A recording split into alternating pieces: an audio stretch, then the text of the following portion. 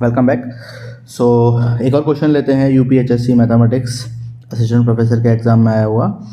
और यहाँ पर हमें ये जो इंटीग्रल दिया है, इस इंटीग्रल की वैल्यू निकालनी है। सर्कल आपको दिया है mod z इक्वल टू 2। सो हम किस तरह से इसकी वैल्यू निकाल सकते हैं? तो यहाँ पर हम कॉची इंटीग्रल फार्मूला जो हायर ऑर्डर के लिए उसका यूज़ करेंगे। तो वो फार्मूला आपको क्या कहता है? वो फार्मूला आपको बताता है कि इंटीग्रल ऑफ एफ ऑफ से z डिवाइड बाई, अगर कोई पॉइंट है आपका z माइनस z0, अगर ये पावर n+1 है, सो ये equal to n factorial divide by 2 pi आई।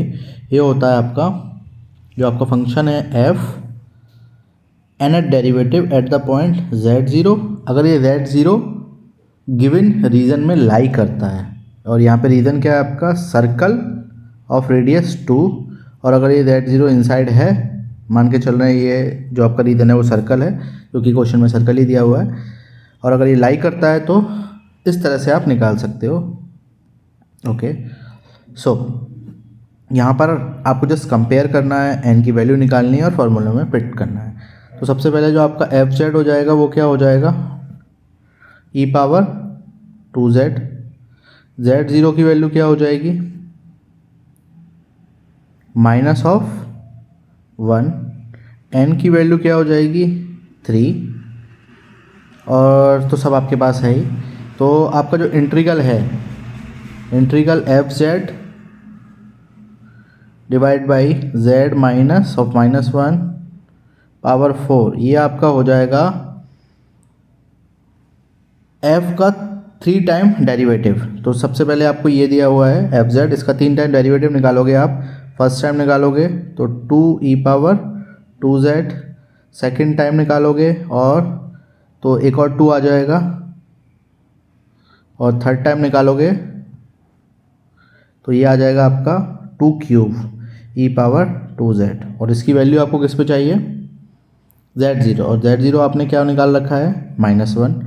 तो f ट्रिपल डैश ऑफ -1, ये आपका आ गया 8e पावर -2।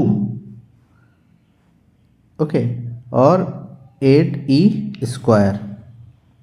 ओके, और अब बस आपको जो आपका ओरिजिनल फार्मूला दिया है, इसमें 2 पाई आई का मल्टीप्लाई यहाँ करना है और n फैक्टोरियल का डिवाइड करना है। ओके, तो करते हैं जल्दी से। तो आपका जो इंटीग्रल है, integral e power 2z divide by z plus 1 power 4 dz, ये हो जाएगा आपका 8e स्क्वायर